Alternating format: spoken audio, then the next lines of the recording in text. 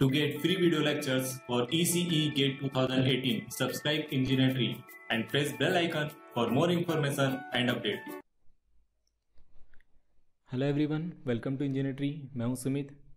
आज के इस वीडियो में हमारा जो टॉपिक है उस पर मैं ऑलरेडी एक वीडियो बना चुका हूं, लेकिन उसके बाद भी हमारे चैनल पे डेली 90 to 100 सब्सक्राइबर्स नए आते हैं एंड उनमें से मैक्सिमम लोग हमसे यही पूछते हैं कि अगर वो अभी से अपनी प्रिपरेशन स्टार्ट करते हैं तो किस तरह से वो अपनी प्रिपरेशन कर सकते हैं, कैसे वो अपनी प्रिपरेशन करें जिसके बाद वो गेट में अच्छा स्कोर अचीव कर सकें, गेट में अच्छी रैंक ला सकें। तो यहाँ पे मैं इस वीडियो में स्टेप बाय स्टेप आपको बताने वाला हूँ कि किस तरह से आप अपनी प्रिपरेशन स्टार्ट कर सकते हैं अभी से एंड किस एरिया में आपको फोकस करना है जिसके बाद आप अच्छी से अच्छी रैंक अचीव कर सकें। यहाँ पे इस वीडियो में मैं जो भी बताने वाला हूँ वो अपने एक्सपीरियंस के बेस पे बताने वाला हूँ, पिछले 15 से 20 साल के पेपर की एनालिसिस करने के बाद बताने वाला हूँ एंड खुद भी गेट में कई बार क्वालिफाई करने का एक्सपीरियंस है उसके बेस पे यहाँ पे बताने वाला हूँ। तो यहाँ पे मैं स्टेप बाय स्टेप बताऊँगा, तो हो सकता है शायद ये वीडियो जो है वो कुछ लंबा चले जाए, लेकिन फिर भी अगर इस वीडियो को आप पूरा वॉच करते हैं तो यहाँ पे मैं गारंटी देता हूँ आपको अपनी प्रिपरेशन में हेल्प ज़रूर मिलेगी। तो चलिए स्टार्ट करते हैं। हमारा पेपर है गेट। यहाँ पे गेट की जो फुल फॉर्म है वो है graduate aptitude test in engineering. Graduate aptitude test, यहाँ पे मैं मार्क कर रहा हूँ एप्टीट्यूड टेस्ट को। यहाँ पे आपको अपनी प्रिपरेशन स्टार्ट करने से पहले फर्स्ट स्टेप में यही समझना होगा कि जो गेट का सिलेबस है वो लिया गया है बेसिक इंजीनियरिंग से। ये मैं आपको इसलिए बता रहा हूँ क्योंकि काफ़ी सारे लोग यहाँ पे गलतफहमी फैलाते हैं कि जो गेट का सिलेबस है वो लिया गया है एडवांस इंजीनियरिंग से, इसीलिए यहाँ पे गेट के पेपर में अच्छा स्कोर करना इतना ईजी नहीं होता है एंड गेट का जो कट ऑफ है वो काफ़ी कम जाता है। तो यहाँ पे मैं आपको पहले फर्स्ट स्टेप पे यही क्लियर करना चाहूँगा कि गेट का सिलेबस जो है वो बेसिक इंजीनियरिंग से लिया गया है, एडवांस इंजीनियरिंग से नहीं लिया गया है। तो यहाँ पे आप सबसे पहले अपनी इस गलतफहमी को दूर कर लीजिए, क्योंकि अगर आप इस गलतफहमी के साथ अपनी प्रिपरेशन स्टार्ट करते हैं तो डेफिनेटली आपका जो कॉन्फिडेंस है वो काफ़ी लो हो जाएगा एंड आपकी प्रिपरेशन जो है वो अच्छे से नहीं हो पाएगी। यहाँ पे मैं अगर आपको कह रहा हूँ कि जो सिलेबस है वो बेसिक इंजीनियरिंग से लिया गया है, एडवांस इंजीनियरिंग से नहीं लिया गया है, तो इसके लिए यहाँ पे मैं इसे प्रूव भी कर सकता हूँ। जो गेट का सिलेबस है किसी भी सब्जेक्ट के लिए आप देख सकते हैं, किसी भी ब्रांच के लिए यहाँ पे जो गेट का सिलेबस है वो बेसिक इंजीनियरिंग से ही लिया गया है। फॉर एग्जांपल हमारे चैनल में हम इलेक्ट्रॉनिक्स इंजीनियरिंग के लिए वीडियो लेक्चर्स बनाते हैं, तो यहाँ पे इलेक्ट्रॉनिक्स इंजीनियरिंग के लिए हमारे पास एक सब्जेक्ट है ईडीसी। ईडीसी का फुल फॉर्म है इलेक्ट्रॉनिक्स डिवाइस एंड सर्किट। यहाँ पे इसका जो सिलेबस है वो स्टार्ट होता है सेमीकंडक्टर से, सेमीकंडक्टर, बीजेटी, एफईटी, मॉसफेट। बस सिलेबस में इतना ही है, इसी से ही रिलेटेड जो टॉपिक हैं वो सिलेबस में मेंशन है। तो यहाँ पे आप देख सकते हैं ये सारे जो टॉपिक हैं वो बेसिक इंजीनियरिंग के टॉपिक है, यहाँ पे एडवांस इंजीनियरिंग से कुछ भी नहीं लिया गया है। तो सबसे पहले आपको यही गलतफहमी दूर करनी होगी कि जो गेट का सिलेबस है वो बेसिक इंजीनियरिंग का सिलेबस है, एडवांस इंजीनियरिंग का नहीं है। यहाँ पे गेट में हमारे पास दो सेक्शन है, एक है नॉन टेक सेक्शन, एक है technical section. Non technical section में 15 मार्क्स के क्वेश्चन पूछे जाते हैं एंड टेक्निकल सेक्शन में यहाँ पे 85 मार्क्स के क्वेश्चन पूछे जाते हैं। अब इस 85 मार्क्स में जितने भी सब्जेक्ट्स हैं हमारे पास वो सारे सब्जेक्ट बेसिक इंजीनियरिंग के सब्जेक्ट्स हैं एंड वहाँ पे जो भी सिलेबस है हमारे पास वो बेसिक इंजीनियरिंग से है। तो यहाँ पे सबसे पहले फर्स्ट स्टेप में आप इस गलतफहमी को दूर कर लीजिए, जिससे आपका जो कॉन्फिडेंस है वो यहाँ पे बढ़ सके एंड आपकी जो प्रिपरेशन है वो अच्छे से स्टार्ट हो सके। जैसे ही आप ये समझते हैं तो आप आएंगे सेकंड स्टेप में। जैसे ही आप सेकंड लेवल पे आएंगे तो यहाँ पे काफ़ी सारे लोग आपको ऐसे मिल जाएंगे जो ये एक्सेप्ट करेंगे कि जो गेट का सिलेबस है वो बेसिक इंजीनियरिंग का सिलेबस है, लेकिन फिर भी यहाँ पे जो क्वेश्चंस पूछे जाते हैं वो पूछे जाते हैं एडवांस लेवल के, टफ क्वेश्चंस पूछे जाते हैं, जिसकी वजह से जो गेट का स्कोर है वो काफ़ी कम जाता है। जब आप कट ऑफ देखेंगे तो कट ऑफ में भी आप वहाँ पे देख सकते हैं कि जो गेट का कट ऑफ है वो काफ़ी कम जाता है। अगर इलेक्ट्रॉनिक्स इंजीनियरिंग के लिए हम बात करें तो गेट का कट ऑफ पिछले कई सालों से जा रहा है 25 मार्क्स। तो यहाँ पे आउट ऑफ 100 गेट का कट ऑफ जाता है 25 मार्क्स। तो जैसे ही आप इस कट ऑफ को देखेंगे तो आपको यकीन हो जाएगा कि जो गेट का क्वेश्चन है वो काफ़ी टफ लेवल का होता है। गेट में हमेशा टफ लेवल के क्वेश्चन पूछे जाते हैं, जिसकी वजह से 25 मार्क्स भी लोग गेट में नहीं ला पाते हैं। तो यहाँ पे आपको सेकंड स्टेप में इस गलतफहमी को दूर करना होगा। ऐसा नहीं है कि यहाँ पे गेट में सिर्फ एडवांस लेवल के क्वेश्चंस पूछे जाते हैं। यहाँ पे मैं मानता हूँ कि गेट में एडवांस लेवल के क्वेश्चंस पूछे जाते हैं, लेकिन यहाँ पे मैं आपको क्लियर कर दूँ कि गेट में सिर्फ एडवांस लेवल के क्वेश्चंस नहीं पूछे जाते हैं। गेट में 3 टाइप के क्वेश्चन पूछे जाते हैं, ये मैं ऑलरेडी एक वीडियो में एक्सप्लेन कर चुका हूँ, तो यहाँ पे मैं इसे डिटेल से नहीं बताऊँगा। नीचे डिस्क्रिप्शन में मैंने उस वीडियो की लिंक दी हुई है, तो वहाँ से जाके आप देख सकते हैं मैंने क्वेश्चंस को किस तरह से 3 कैटेगरी में डिवाइड किया हुआ है। तो यहाँ पे फर्स्ट कैटेगरी हमारे पास इजी टाइप, सेकंड कैटेगरी हमारे पास moderate type and third category हमारे पास टफ टाइप के क्वेश्चंस। तो गेट में टफ टाइप के क्वेश्चंस पूछे जाते हैं, लेकिन सिर्फ टफ टाइप के क्वेश्चंस पूछे जाते हैं ये ज़रूरी नहीं है। यहाँ पे जो वेटेज होता है इनका अप्रॉक्स होता है इजी टाइप के क्वेश्चन का वेटेज लगभग 30 to 40 मार्क्स। एंड यहाँ पे मॉडरेट टाइप के क्वेश्चन देखेंगे तो यहाँ पे मॉडरेट टाइप के क्वेश्चन ज़्यादा पूछे जाते हैं। यहाँ पे इसका वेटेज होता है लगभग 35 to 45 मार्क्स। एंड यहाँ पे आप टफ टाइप के क्वेश्चन देखेंगे तो इसका वेटेज होता है हमारे पास सबसे कम, लगभग इसका वेटेज होता है 25 to 30 मार्क्स। यहाँ पे ये जो वेटेज है मैंने रफ फिगर लिया हुआ है, ये वेरी करता है पेपर टू पेपर, किसी पेपर में कम हो सकता है, किसी पेपर में ज़्यादा हो सकता है, लेकिन यहाँ पे अगर मैं रफली बात करूँ तो वेटेज जो है वो इतना ही होता है। तो यहाँ पे आप देख सकते हैं जो easy type and moderate type के क्वेश्चन है उनका वेटेज होता है लगभग 60 to 70%। एंड यहाँ पे जो रिमेनिंग वेटेज होता है वो होता है टफ टाइप के क्वेश्चंस का। तो यहाँ पे आप देख सकते हैं गेट में 60 to 70% स्कोर करना सिर्फ डिपेंड करता है इजी टाइप के क्वेश्चन पे एंड मॉडरेट टाइप के क्वेश्चंस पे। और यहाँ पे ये जो भी डाटा मैं आपको बता रहा हूँ ये पिछले 15 से 20 साल के पेपर की एनालिसिस करने के बाद बता रहा हूँ। अगर आपको कोई डाउट है इस पर तो आप नीचे मुझे कमेंट कर सकते हैं। आप नीचे किसी भी पेपर के बारे में बोलेंगे तो उस पेपर की एनालिसिस करके मैं आपको दिखा सकता हूँ कि यहाँ पे जो मैं बता रहा हूँ आपको easy type and moderate type, her paper में आपको easy type and moderate type से लगभग 60 to 70% मार्क्स के क्वेश्चन मिल जाएंगे। रिमेनिंग वेटेज होता है टफ टाइप के क्वेश्चंस का। अगर आप इस टफ टाइप के क्वेश्चंस को छोड़ भी देते हैं तो फिर भी गेट में इतना स्कोर करना उतना मुश्किल नहीं है। लेकिन इसके बाद भी क्या ऐसा होता है कि जिसके बाद लोग 25 मार्क्स भी अचीव नहीं कर पाते हैं एंड गेट में क्वालिफाई भी नहीं कर पाते हैं। काफ़ी सारे लोग आपके आसपास ऐसे होंगे जो गेट के लिए सीरियसली प्रिपरेशन भी करते हैं, डेली पढ़ाई भी करते हैं 5 to 6 आवर, लेकिन उसके बाद भी जब उनका रिजल्ट आता है तो आपने देखा हुआ है वो 25 मार्क्स भी अचीव नहीं कर पाते हैं। या फिर जो लोग गेट में क्वालिफाई कर भी लेते हैं तो उनके मार्क्स होते हैं बिटवीन 25 to 40 मार्क्स। मैक्सिमम लोग जो हैं वो इसी रेंज में रहते हैं।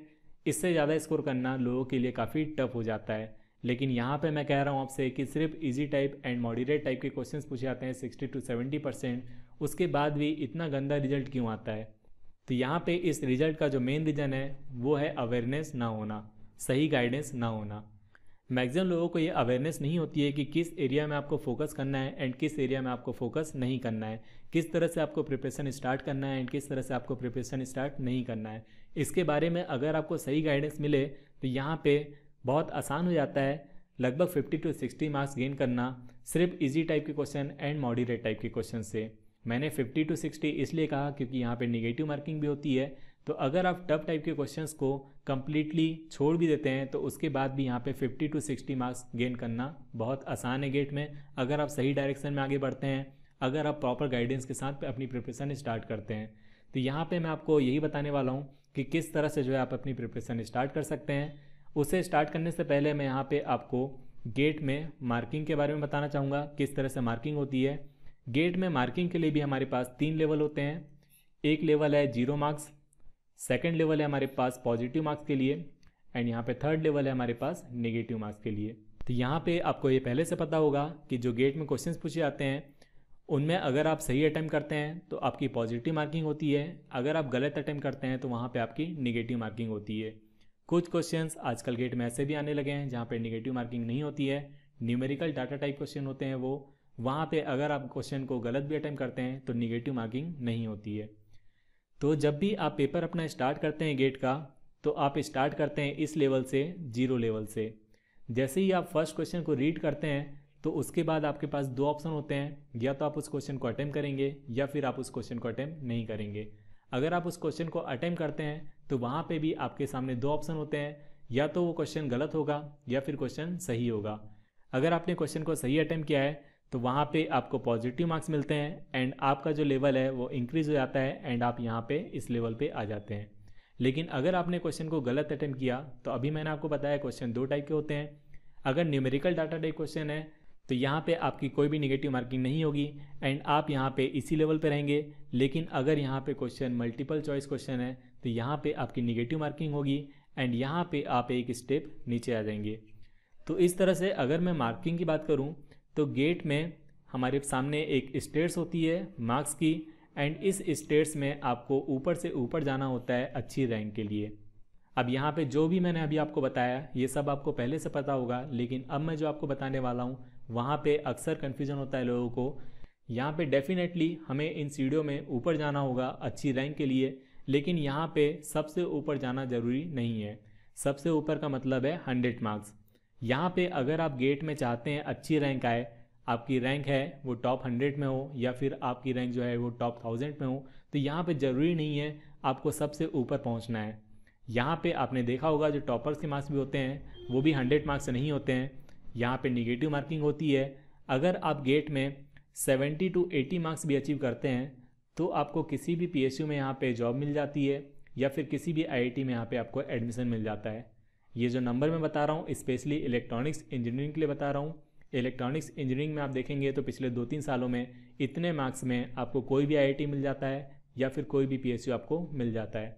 तो यहाँ पे सबसे पहले आपको समझना होगा कि इस स्टेट्स में हमें ऊपर जाना ज़रूरी है, लेकिन सबसे ऊपर जाना ज़रूरी नहीं है। यहाँ पे अगर आपके मार्क्स 70 to 80 भी आते हैं तो भी ये सफिशेंट है किसी भी कॉलेज में एडमिशन लेने के लिए।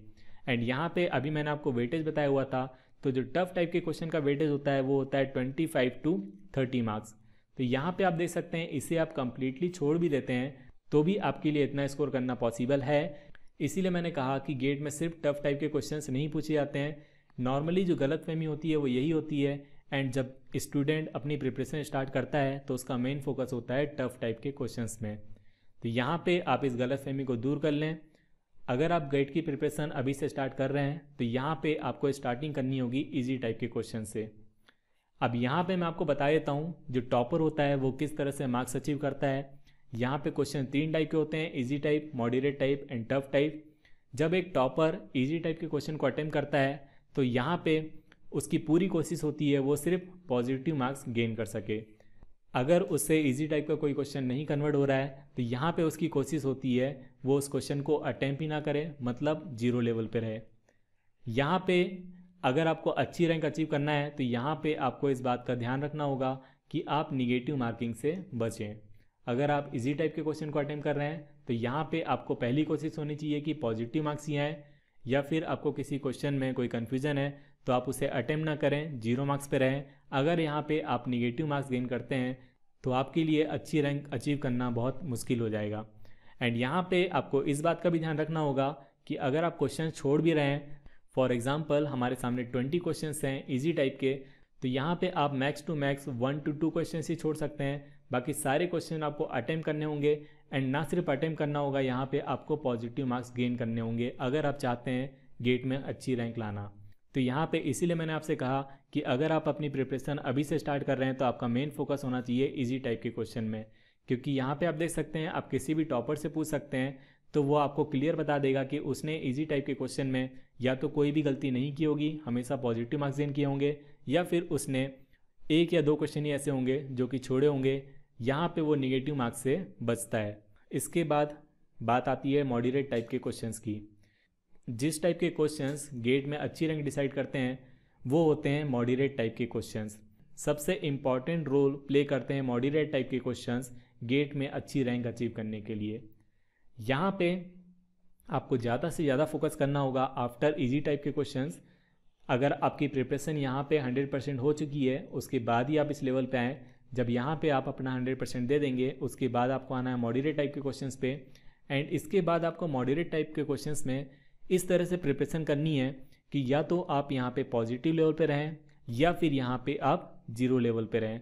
यहाँ पे भी हमें बचना होगा नेगेटिव मार्किंग से, लेकिन फिर भी अगर आप 2 से 3 क्वेश्चंस में यहाँ पे नेगेटिव मार्किंग गेन करते हैं तो भी कोई प्रॉब्लम वाली बात नहीं है, क्योंकि ये नेचुरल है। यहाँ पे टॉपर से भी गलती होती है, तो यहाँ पे 2 से 3 क्वेश्चन में अगर आप नेगेटिव मार्क्स गेन भी करते हैं तो भी आप अच्छी रैंक अचीव कर सकते हैं अगर आपने बाकी क्वेश्चंस में बैलेंस रखा हुआ है तो यहाँ पे मैं इसके बारे में डिटेल से एक अलग वीडियो में बता दूंगा। लेकिन यहाँ पे इस वीडियो में जो मेरा मकसद था प्रिपरेशन किस तरह से स्टार्ट करें, तो यहाँ पे बस मैं इतना कहना चाहूँगा कि आप प्रिपरेशन पहले स्टार्ट करें इजी टाइप के क्वेश्चन से। नॉर्मली जो लोग गलती करते हैं वो यही करते हैं कि सबसे पहले वो ऐसे सब्जेक्ट्स उठाते हैं जो कि कंपैरेटिवली टफ होते हैं। जैसे अगर मैं इलेक्ट्रॉनिक्स इंजीनियरिंग की बात करूं तो यहाँ पे लोग प्रिपरेशन अपनी स्टार्ट करते हैं ईएमटी से, कम्युनिकेशन सिस्टम से या फिर एनालॉग सर्किट से, तो ये एक गलत डायरेक्शन है। क्योंकि आपका जो पहला फोकस होना चाहिए वो होना चाहिए ऐसे सब्जेक्ट्स पे, ऐसे टॉपिक्स से जिनसे इजी टाइप के क्वेश्चंस यहाँ पे पूछे जाते हैं। जब आप इजी टाइप्स के क्वेश्चन 100% कंप्लीट कर लेंगे, उसके बाद ही आप नेक्स्ट लेवल पे आगे बढ़ें। एंड उसके बाद हमारा नेक्स्ट लेवल होगा मॉडरेट टाइप के क्वेश्चंस। जब आप मॉडरेट टाइप के क्वेश्चंस में 100% कॉन्फिडेंस गेन कर चुके होंगे, उसके बाद ही आपको नेक्स्ट लेवल पे जाना है। अगर आप प्रिपरेशन अपनी स्टार्ट कर रहे हैं अभी से, तो आपको दिसंबर के आसपास इस कैटेगरी में जाना है जहाँ पे आप इस टाइप के क्वेश्चंस की प्रैक्टिस करेंगे। क्योंकि इस टाइप के लिए मैंने ऑलरेडी बताया हुआ है, इसका कोई भी रोल नहीं होता है गेट में अच्छी रैंक लाने के लिए। यहाँ पे अगर आप 25 to 30 मार्क्स में से अगर 5 to 10 मार्क्स भी गेन करते हैं तो भी आप यहाँ पे गेट में टॉप कर सकते हैं। या फिर आप किसी भी टॉपर से डिस्कस कर सकते हैं, वो भी आपको यहाँ पे क्लियर बता देगा। जो टफ टाइप के क्वेश्चंस होते हैं उनमें उसका भी स्कोर जो है वो इसी रेंज में ही होता है। तो अब आपको यहाँ पे अगर कन्फ्यूज़न है कि किस सब्जेक्ट से किस टाइप के क्वेश्चंस बनते हैं, या फिर किसी पर्टिकुलर सब्जेक्ट से किस टॉपिक में इजी टाइप के क्वेश्चन बनते हैं, किस टॉपिक से मॉडरेट टाइप के क्वेश्चन बनते हैं, किस टॉपिक से टफ टाइप के क्वेश्चन बनते हैं, तो यहाँ पे मैं आपको एक सेपरेट वीडियो बना के सब्जेक्ट वाइज ये बता दूंगा कि किस सब्जेक्ट में आपको किस टॉपिक पे ज़्यादा फोकस करना है जहाँ से इजी टाइप के क्वेश्चन बनते हैं, एंड उसके बाद आपको किस टॉपिक पे फोकस करना है जहाँ से मॉडरेट टाइप के क्वेश्चन बनते हैं, एंड स्टार्टिंग में आपको किस टॉपिक पे फोकस नहीं करना है जहाँ से टफ टाइप के क्वेश्चन बनते हैं। इन सब के बारे में मैं आपको डिटेल से सेपरेट वीडियो बना के बता दूंगा। सब्जेक्ट वाइज हम लोग यहाँ पे क्लियर कर देंगे कि किस टॉपिक से आपको स्टार्ट करना है अगर आप अपनी प्रिपरेशन अभी से स्टार्ट कर रहे हैं, एंड किस टॉपिक को आपको अभी छोड़ना है आगे आने वाले समय के लिए, जिससे आपकी प्रिपरेशन में आपको काफ़ी हेल्प मिलेगी। तो फिलहाल बस इस वीडियो में इतना ही। इस वीडियो में मेरा मकसद था आपको बस इतना समझाना कि यहाँ पे अगर आप अपनी प्रिपरेशन स्टार्ट कर रहे हैं तो आप अपनी प्रिपरेशन स्टार्ट कीजिए इजी टाइप से, एंड उसके बाद आप यहाँ पे जंप कीजिए मॉडरेट टाइप में। इसके बाद अगर आपके पास टाइम बचता है तो आप यहाँ पे जंप कीजिए टफ टाइप में। अगर आपका टारगेट है ओनली 40 to 50 मार्क्स लेके आना, तो यहाँ पे आप इसे कम्प्लीटली छोड़ भी सकते हैं। टफ टाइप के क्वेश्चंस को आप कम्प्लीटली छोड़ भी सकते हैं। काफ़ी सारे लोग ऐसे होते हैं जो कि कहते हैं कि सिर्फ हमें 40 to 50 मार्क्स ही चाहिए, सिर्फ NIT में एडमिशन लेना है। तो उनके लिए यहाँ पे मैं यही कहना चाहूँगा कि आप टफ टाइप के क्वेश्चंस पे फोकस करके अपना टाइम वेस्ट मत करिए। आप यहाँ पे सिर्फ इन 2 कैटेगरी में फोकस करेंगे तो भी आपके इतने मार्क्स आसानी से आ जाएंगे। तो फिलहाल बस इस वीडियो में इतना ही। अगर आपको अच्छा लगा तो इसे लाइक कीजिए। आपने हमारे चैनल को अभी तक सब्सक्राइब नहीं किया हुआ है तो पहले से सब्सक्राइब कर लीजिए, एंड इसे अपने दोस्तों को शेयर कीजिए। Thank you.